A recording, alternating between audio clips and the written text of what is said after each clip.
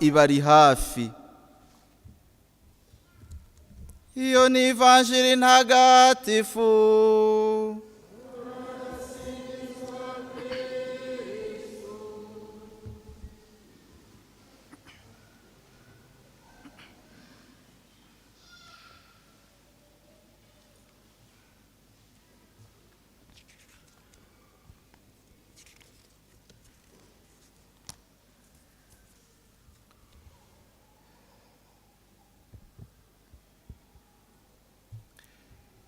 Babyeyi,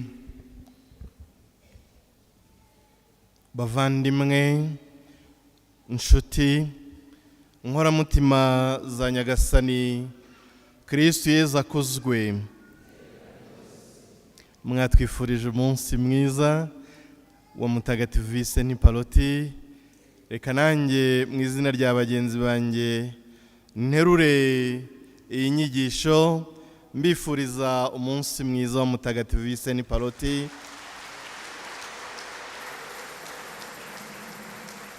Kuri mwe no ku banyu bose aho bava bakagera.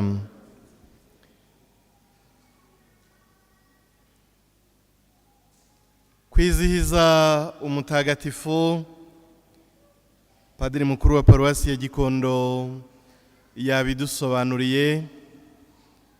Ni umugenzo mwiza cyane muri kiliziya yacu, udufitiye akamaro ukakagirira n'abacu bose. Uyu munsi rero nifuje ko twizihiza Mutagatifu Vincent Paloti tumurebera mu ndorerwamo cyangwa se umurasuko w'umutagatifu wabaye umuhamya n'umwarimu w'urukundo rwitangira abandi, rutikuririza cyangwa ngo rwirarire. Niyo ndorerwamo nifuje ko twamureberamo uyu munsi, nubwo afite ibintu byinshi byo kumwigiraho, numvaga uyu munsi ari byo byaba ari by'ingenzi.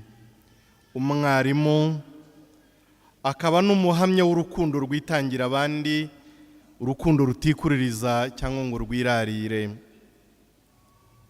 Ngarutse ku bya kwizihiza umunsi w'abatagatifu, nagira ngo mbasabe ntimujye mubyitiranya n'ibyo musigaye mwumva ku maradiyo no ku mbuga nkoranyambaga, banyega cyangwa basuzugura uburyo twizihiza abatagatifu, babyita ngo tuba dutekera abazimu b'ibwota amasimbi.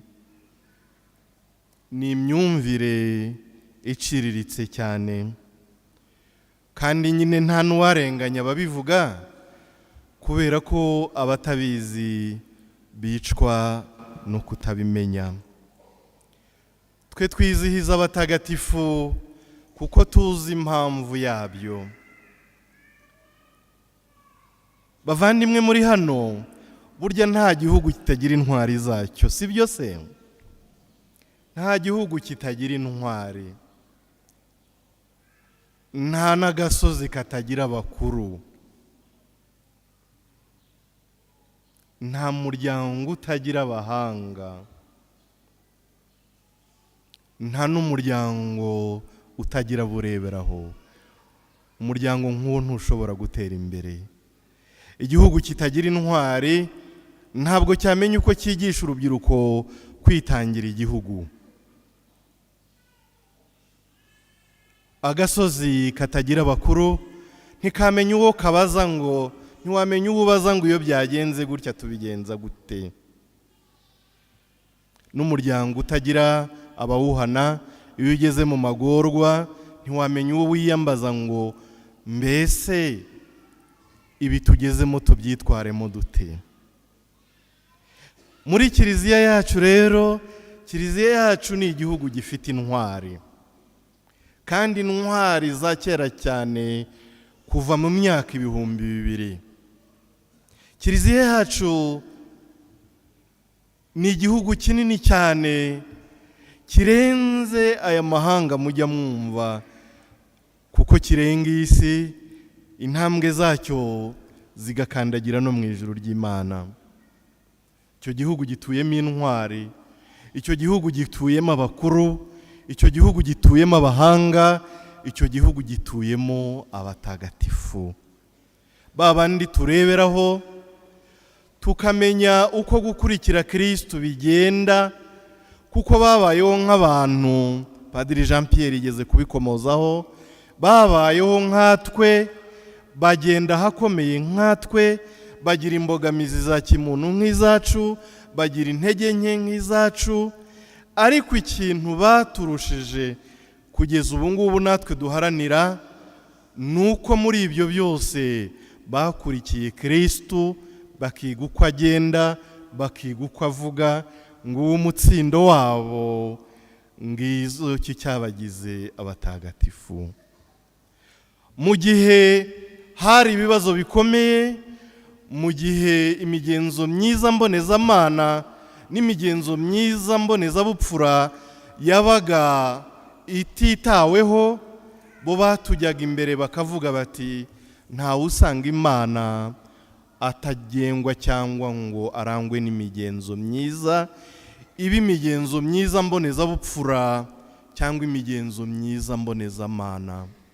Muri iyo migenzo myiza mbonezamana hakabamo itatu y'ingenzi: hakabamo ukwemera, hakabamo ukwizera, hakabamo n'urukundo.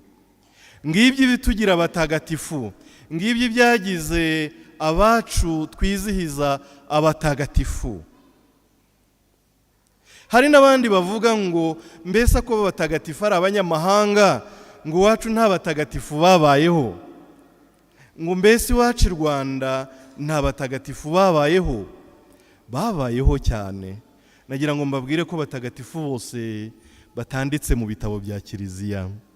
Hari ba sogokuru, hari ba nyogokuru, hari ba mama batubyara, hari abavandimwe bacu, babayeho mu migenzo myiza mbonezabupfura, babaho mu migenzo myiza mbonezamana y'ukwemera, urukundo ndetse n'ukwizera n'iyindi, batahuka ari intwari. Ariko ntibanditse mu bitabo by'abatagatifu. Bivuga ngo natwe i Rwanda abatagatifu turabafite benshi cyane, benshi cyane, ariko kubera ko natwe imyaka yacu wenda y'ubukristo ari mikeya, mu 2025 ubukristo bubayeho, twebwe i Rwanda tubumazemo imyaka 125 gusa. Murumva se tutari abana? Turacyari batoya, ariko bafite aho bageze. N'ikimenyimenyi mu gukura kwacu, ubu bamwe muri twe barimo ba Rugamba Sipiriyani na madamu we, ubu nabo barimo kugenda binjira mu bitabo by'intwari za Kiliziya, by'abatagatifu twizihiza muri Kiliziya yacu. Murumva rero urugendo rurimo kuza. Narimo mbasobanurira impamvu twizihiza abatagatifu, ngo cyane cyane turekane n'ibihuha byateye n'inyigisho zidasanzwe, ahari kugira ngo bace abantu intege mu bukirisitu bwabo.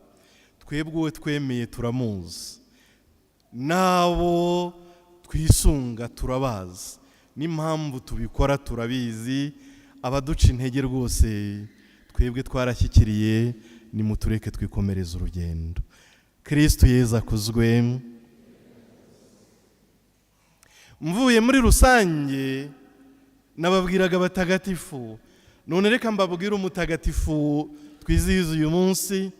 Vincent Paroti, umuhamya n'umwarimu w'urukundo rwitangira abandi, rutikuririza cyangwa ngo rwirarire.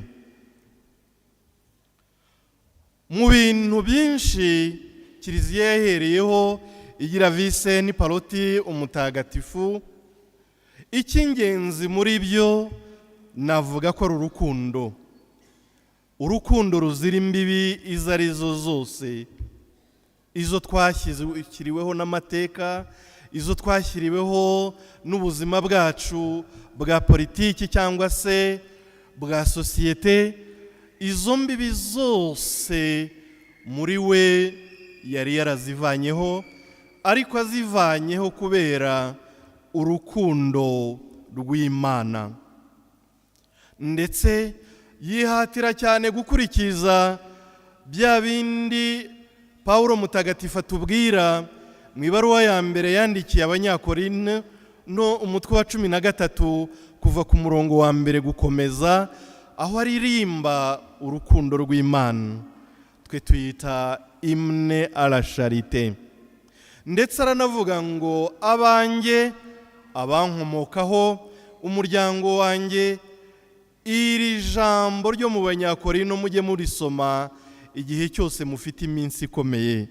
Ni nayo mpamvu mwumvise twarisomye uyu munsi, nubwo hari andi masomo yari yateguwe, twasomye iry'uwo munsi umutagatifu yadusabye kujya dukurikiza. Muri iyo ndirimbo y'urukundo rwa kivandimwe avugamo ibintu byinshi, ariko uyu munsi nahagaze gusa kuri bitatu. Iyo avuga igisingizo cy'urukundo, avuga urukundo rwitangira abandi, ntirwikuririze cyangwa ngo rwirarire. Aho rero abivuga cyane cyane mu murongo wa 4, usanga umwanditsi cyangwa se iyi ntumwa ya Nyagasani ishimangira ko urukundo atari amarangamutima. Ibyo na Vincent Paroti yari yarabyumvise, ikavuga ko urukundo atari amarangamutima gusa, ahubwo ko rugomba kumvikana mu gisobanuro cy'inshinga gukunda, mu gihe bureye bisobanura gukora icyiza. Mu gihe bureye gukunda ntabwo ari ukuririmba ngo gusa ngo I love you, je t'aime n'utundi twinshi, ahubwo urukundo bisobanura gukora icyiza. Niko inshinga yo mu gihe bureye isobanura. Ibi rero bigashimangirwa nanone n'undi mutagatifu Paroti yakundaga witwa Inyasi wa Ruwayora, wavuze ati urukundo rugomba kugaragarira mu bikorwa kurusha mu magambo. Ni muri ubwo buryo rushobora kwera imbuto, kandi rugatuma dushyira mu bikorwa umunezero wo gutanga, twumva ubwiza n'uburemere bwo kwitanga byimazeyo, tutizigamye, nta kiguzi, ahubwo tunejejwe gusa no gutanga no gukorera abandi. Burya ngo icyo wejeje ntuheho abandi kiragatabwa, izo wakamye ntukamira abandi ntacyo zakumarira, iyo wacunze ntuha abandi akamuri ntacyo byakumarira. Burya rero urukundo rugaragarira mu bikorwa, ariko kugira ngo rube mu bikorwa rubanza no mu bitekerezo, rubanza kuzura umutima, rukuzura ibyifuzo byacu. Niyo mpamvu mu byifuzo bya Vincent Paroti twizihiza uyu munsi habagamo ibyifuzo byo gukora icyiza, ndetse hari igihe wumva rwose yakabyaga cyangwa yageraga kure cyane, kuko yajyaga yifuza ngo wamugira ibiryo, ntimumbaze ubuhe bwoko bw'ibiryo, ngo wamugira ibiryo ngo anyure ahantu hari abantu bashonje bose, maze ushonje wese ashuneho. Urumva icyo cyifuzo? Atuwangira ikinyobwa, ntimumbaze icyo ari cyo, maze nanyuraho abafite inyota bose bari bagasomaho bagashira inyota. Atuwangira imyambaro, maze aho nyuze hose ngasanga hari abambaye inshabari, maze nkabahindurira bakambara neza nabo bakanezerwa. Akavuga ati wangira ubwugamo, wangira ubwugamo, maze nagera aho ababuze aho barambika umutwe, nagera aho ababuze aho bugama, nagera aho banyagiwe n'iyi si idasakaye. Ibyo nibyo byiyongereyeho kuko ibyo ntiyari abizi, maze nkabugamisha bakareka kunyagirwa n'imvura ikaze y'iyi si. Murumva ibyo bitekerezo byiza? ibyo bitekerezo byiza rero ntibyaheraga mu mutima we, kuko yari azi neza ko urukundo ari ibikorwa kurusha amagambo. Ni nayo mpamvu mujya mwumva umunsi umwe ubwo umuntu wari uje mu ntebe ya penetensiya, hari mu gihe cy'imvura nyinshi n'ubukonje, aza atitira akomanganya amenyo. Vincent Paroti amubonye aravuga ati uyu muntu umusonga uramwica.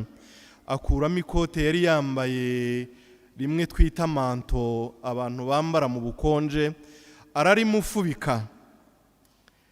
Ikibabaje ariko kinashimishije ni uko uwo musonga yarinze uwo muntu, yageze mu rugo ukaba ari umufata ukamunangura.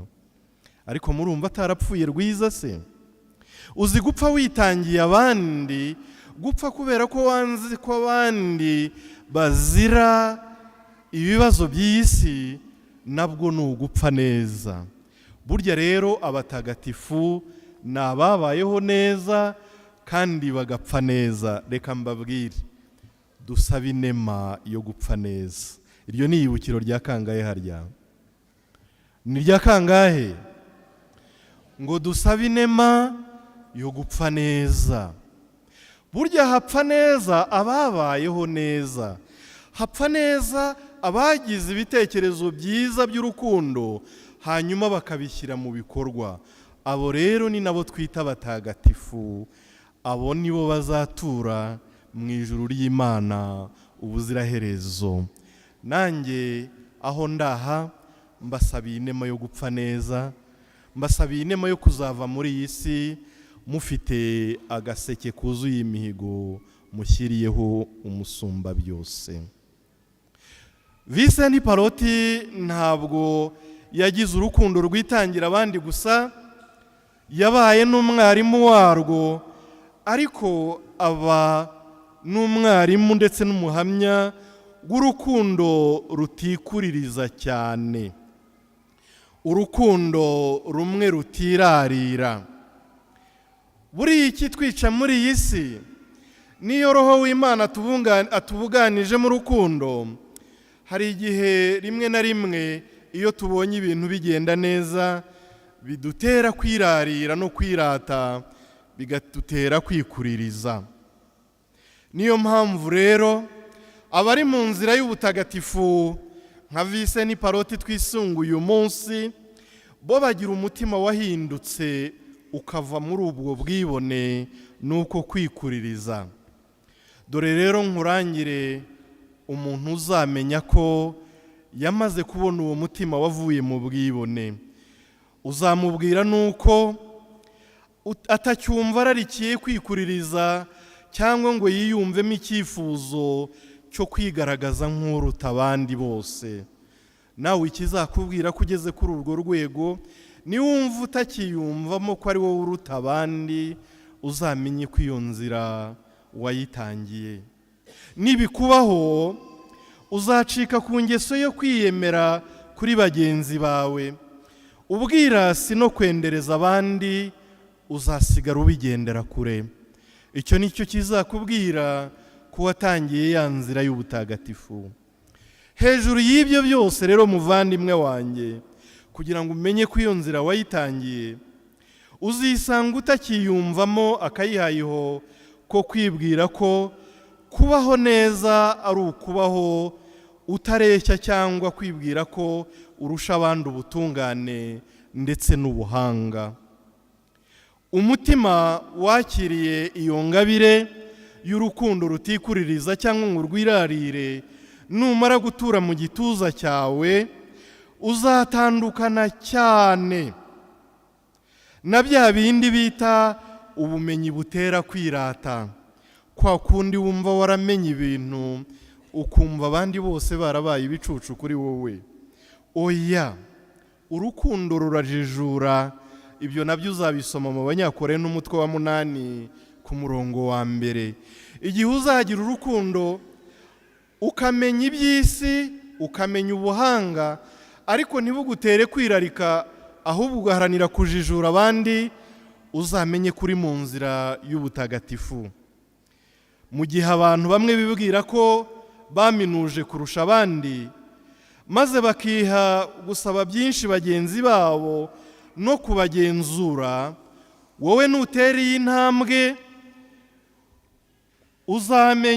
uzajya wibuka ko igikuza umuntu ari ukugira urukundo rushyira mu gaciro, rurengera abarengana, rugakingira abanyantege nke, kandi rukabafasha gusumba uko basanzwe. Nugera aho ngaho uzamenye ko uri mu nzira nziza y'ubutagatifu. Igihe Kiliziya izakwandika mu gitabo ntibizagutungure, nita kwandika kandi Imana nayo izabikuza. Muvandimwe wanjye uri aha ngaha, mu gihe twizihiza ubuzima bw'umutagatifu nababwiye, umwarimu w'urukundo rwitanga rukitangira abandi, akaba n'umuhamya w'urukundo rutirata cyangwa ngo rwirarire. Reka nkurangire nanone intambwe izatuma ugera aho ngaho abatubanjirije bageze.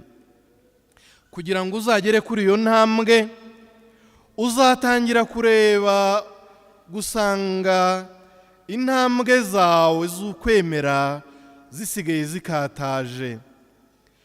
Uzasanga bya bindi biranga bose Sekibi yagize imbata, akaba bibamo imbuto y'ubwibone bwa roho bitakikurangwaho. Uzisanga utakikuririza cyangwa ngo wirarire mu mibanire yawe na bagenzi bawe batarajijukirwa neza mu kwemera, cyangwa se bafite ukwemera kujegajega. Ntuzongera kujya wibwira ngo ni jyewe Imana ikunda jyenyine. Uko ugenda urushaho gutera imbere rero, wegera aba batagatifu twisunga, niko uzajya wumva ahubwo ari wowe udatunganye imbere y'Imana. Burya ikiranga abatagatifu, iyo bari imbere y'Imana bumva ari abanyabyaha cyane. Mbega ni nka kwa kundi iyo uri imbere y'ikirore cyangwa imbere y'indorerwamo, ubona n'utudomo duto cyane turi mu isura yawe utari warabashije kubona. Uko ugenda wegera Imana kurushaho nk'abatagatifu, niko n'uduheri utari uzi ko tuba mu maso yawe ugenda urushaho kutubona. Niko n'uduheri utajya umenya ko turi kuri roho yawe natwo uzajya utuvumbura. Naho utari wakarabye neza, naho waba wibagiye gukaraba, urahabona kuko wegereye indorerwamo cyane. Kubera iyi mpamvu rero, niko mbikeka, abatagatifu bacu bicuzaga buri munsi. Ni nayo mpamvu natwe kuri iyi nzira y'ubutagatifu bidusaba maze tukicisha bugufi, tugacisha make, kugira ngo ya nzira irusheho koroha nk'uko uko abatagatifu babayeho. Ingingo ya nyuma ari nayo ndangirijeho, muti mbese abo batagatifu bavomaga hehe imbaraga? Twinjizwa muri iki gitambo twabwiye ko ari umunsi w'ijambo ry'Imana, umunsi duhimbazaho imbaraga n'ububasha bw'ijambo rya Nyagasani. Nagira ngo mbabwire rero ko nta handi abatagatifu bavomaga imbaraga atari mu ijambo ry'Imana, atari muri Bibiliya ntagatifu. Rya jambo mwabonye baje bateruye, rya jambo mwabonye baje batwaye, rya jambo mwabonye abarinzi bitwaje amacumu barinze ngo ritazahungabana. Iriya niyo soko y'ubutagatifu twizihiza muri bagenzi bacu batubanjirije. Natwe abashaka kuba batagatifu rero tugomba kumenya ijambo ry'Imana. Burya abagatulika ndabakunda, ndanabakunda cyane. Ubanza nta n'ikindi naba cyo, ubanza nta n'undi naba we, ariko reka mvuge nko mu byanditswe batagatifu, hari icyo mbagayaho, hari icyo nigayaho, hari icyo rwose numva tutaragera.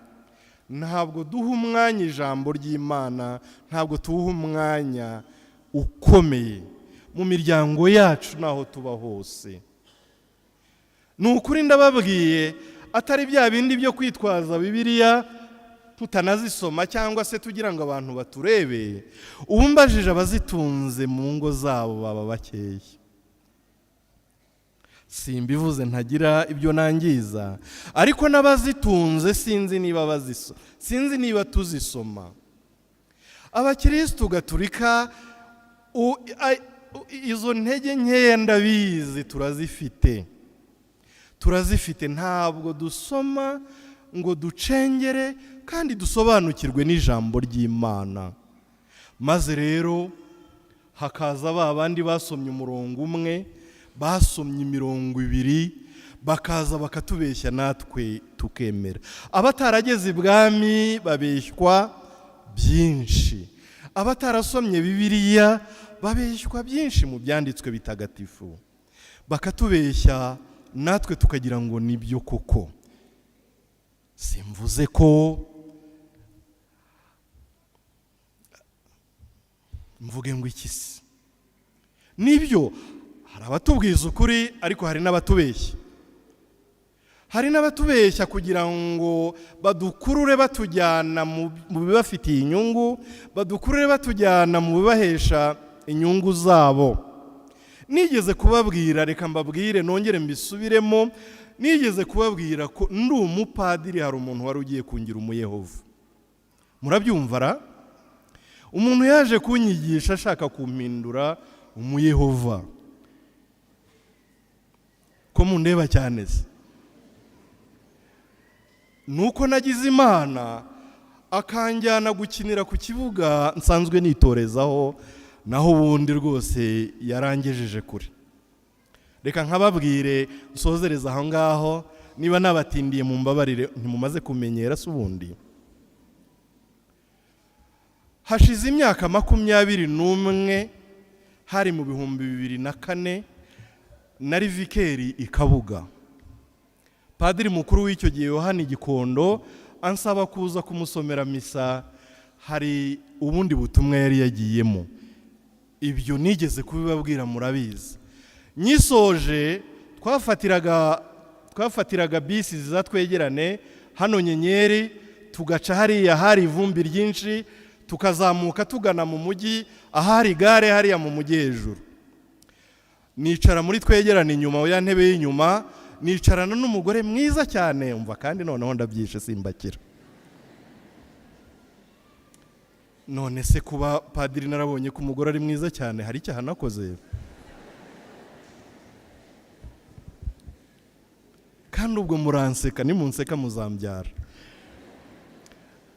Yari mwiza pe, ariko noneho aho twicaranye aho nkabona arashaka kumvugisha pe. Nkabona aranyiyenteresaho cyane, bimwe mu Gifaransa twita kwiyenteresa ku muntu, ambaza utubazo twa hato na hato. Urumva nyine ntangira kuvuga nti noneho nabera mbonye unyikundira, reka nanjye numve. Twarenze hariya tugeze hafi munsi yo mu Kiyovu, ibyo gukeka ko ari urukundo byatangiye kuvaho, ahubwo atangiye kumbaza ngo ariko ngusengera hehe? Uranyumvira ra? Ndamubwira nti ngewe nsengera muri Kiliziya Gatolika ifite icyicaro i Roma, iyobowe na Papa. Ati mbega umusore wapfuye. Kandi ababwiye ngo nimunseka cyane muzambyara.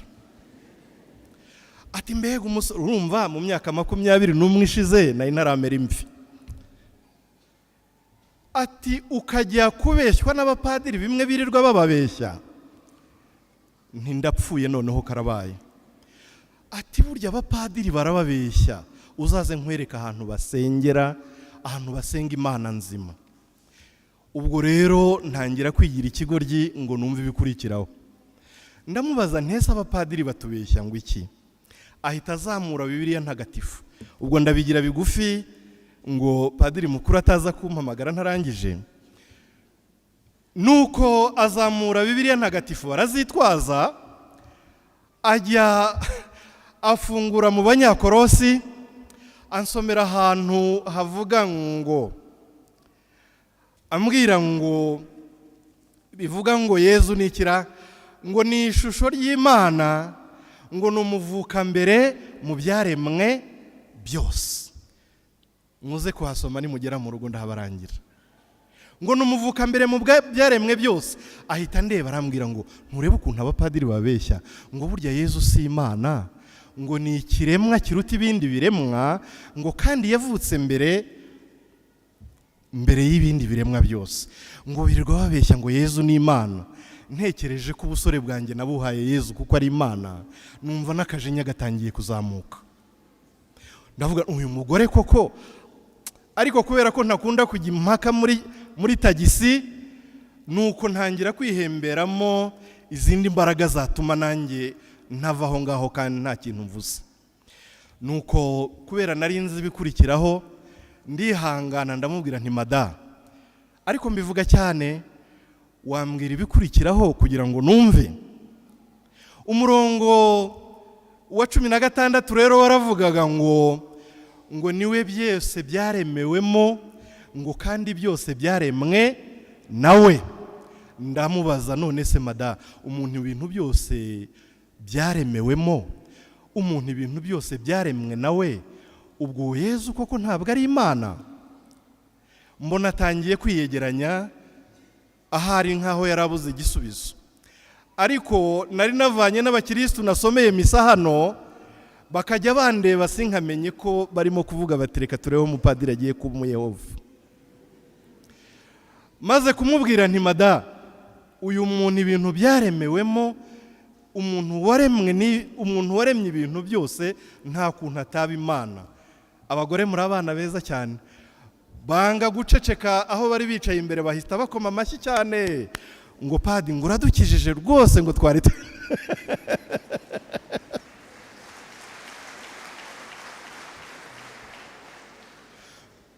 ubwo baravugaga bati ubanza iki gipadiri ari ikesikoro mu kiliziya, bari umupadiri hanze none. Ariko amaze kuvuga iryo jambo, wa mugore aratuza, amenya ko ndi padiri ubundi ntabyo yarazi.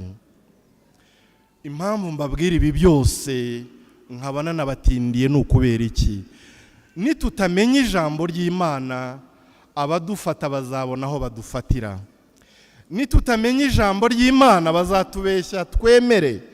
Nitutamenya ijambo ry'Imana twisomeye twebwe ubwacu, ndababwiza ukuri, n'ukwemera kwacu ntabwo tuzakura ngo dutere imbere nk'abatagatifu.